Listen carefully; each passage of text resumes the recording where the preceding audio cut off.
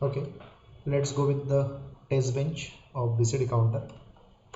So already we have seen this design or Verilog code for the BCD counter. Right now we have to write their test bench code.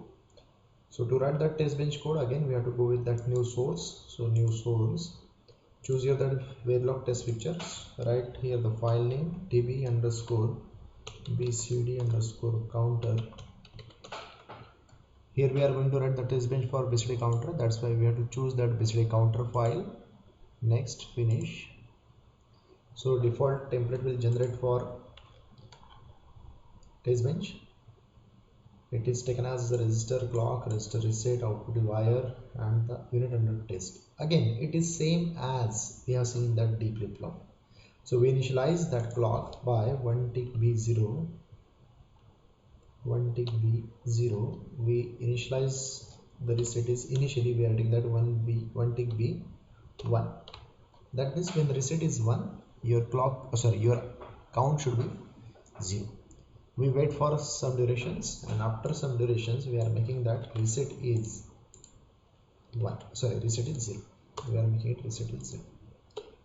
And here we have to make it clock is 1 and 0, 1 and 0 after certain duration. That's why we generate here the clock using always statement. So always #20. Let assume that the 40 nanosecond is the period of this particular clock cycle. So clock equals to not of clock. That is as much of as simple. Okay, once it is done, save as. Click on the simulation for test bench verifications or simulation purpose. Click on the TV BCD, double click on simulate behavioral model. Wait for the output waveform. Once it is done, zoom to full view and check here the clock. Clock is generated properly. Reset. Now analyze this waveform.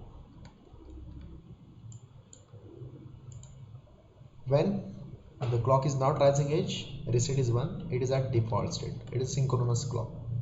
Synchronous reset we can say. When there is a rising edge of the clock, your reset is 1, your count is initialized, that is 0. At next stage of the clock also, reset is 1, so output is 0. What here, when the clock is rising edge, the reset is 0, the counting is start. For the first clock it is 1, next clock 1 0, next clock 1 1, next clock 1 0 0, next clock 1 0 1, next clock 1 1 0, then 1 1 1, 1 0 0 1 0 0 1, that is 9. And after that 9, once it reaches to 9, it is reset to 0. So it is counting every edge of the clock. Here you can change the radix and you can also check in that unsigned decimal number.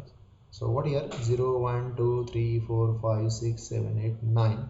After 9 it will be again restart from 0. So in this way you can simulate the test bench code for BCD counter. To take a snapshot, go in the print preview and take a snapshot for this. So thank you very much for watching this video. I hope so you are liking this video.